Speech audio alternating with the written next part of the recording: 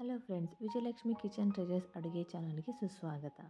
ನವರಾತ್ರಿ 8ನೇ ದಿನದ ಬಣ್ಣ ಗುಲಾಬಿ ಆಗಿರೋದ್ರಿಂದ ಇವತ್ತು ನಾವು ಇಡ್ಲಿ ಮತ್ತು ದೋಸೆನ ಗುಲಾಬಿ ಬಣ್ಣದ ಹಾಗೆ ಹೇಗೆ ಮಾಡೋದು ಅಂತ ನೋಡ್ಕೊಂಬರೋಣ ಬನ್ನಿ.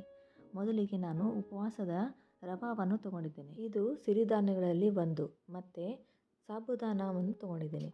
ಅದು ಎರಡನ್ನೂ ತೊಗೊಂಡು ನಾವು ಮಿಕ್ಸರಲ್ಲಿ ಗ್ರೈಂಡ್ ಮಾಡಿ ಪೌಡರ್ ಮಾಡಬೇಕು.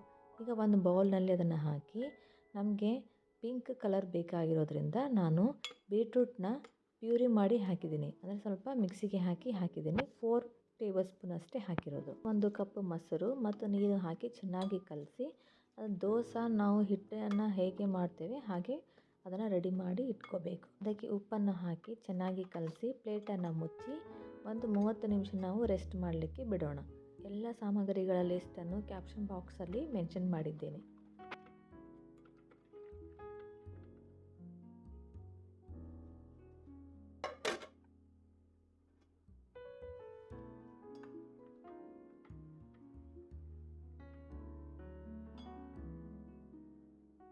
ಮೊದಲಿಗೆ ನಾವು ಇಡ್ಲಿಯನ್ನು ಮಾಡೋಣ.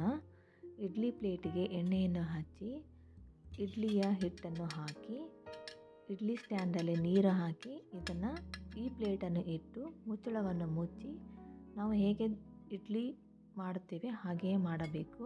15ರಿಂದ 20 ನಿಮಿಷ ಇಡ್ಲಿಯನ್ನು ಬೇಯಿಸಬೇಕು.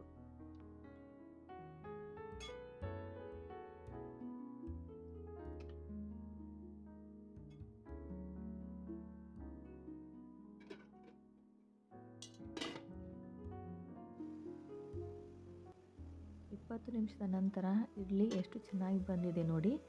ಇದನ್ನು ನೀವು ಮಕ್ಕಳಿಗೆ ಕೊಟ್ಟರು ತುಂಬ ಇಷ್ಟಪಟ್ಟು ತಿಂತಾರೆ. ಈಗ ನಾವು ನೆಕ್ಸ್ಟು ದೋಸೆನ ಮಾಡೋಣ.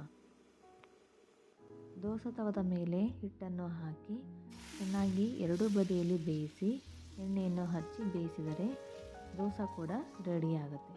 ಇದು ನೋಡಲಿಕ್ಕೂ ಕೂಡ ತುಂಬ ಚೆನ್ನಾಗಿ ಕಾಣುತ್ತೆ. ಮಕ್ಕಳಿಗೆ ತುಂಬ ಇಷ್ಟ ಕೂಡ ಆಗುತ್ತೆ. ಇಷ್ಟಪಟ್ಟು ಎಲ್ಲರೂ ತಿಂತಾರೆ. ನಾವು ಉಪವಾಸವನ್ನು ಕೂಡ ಮಾಡಬಹುದು. ಇಡ್ಲಿ ಮತ್ತು ದೋಸೆ ರೆಡಿ ಆಯಿತು. ಈಗ ಇದರ ಜೊತೆ ತಿನ್ನಲಿಕ್ಕೆ ನಾವು ಚಟ್ನಿ ಬೇಕಲ್ವಾ. ಸೊ ಬನ್ನಿ ಚಟ್ನಿ ಹೇಗೆ ಮಾಡೋದು ಅಂತ ನೋಡ್ಕೊಂಬರೋಣ. ಈ ಚಟ್ನಿ ಕೂಡ ಉಪವಾಸದ್ದೇ.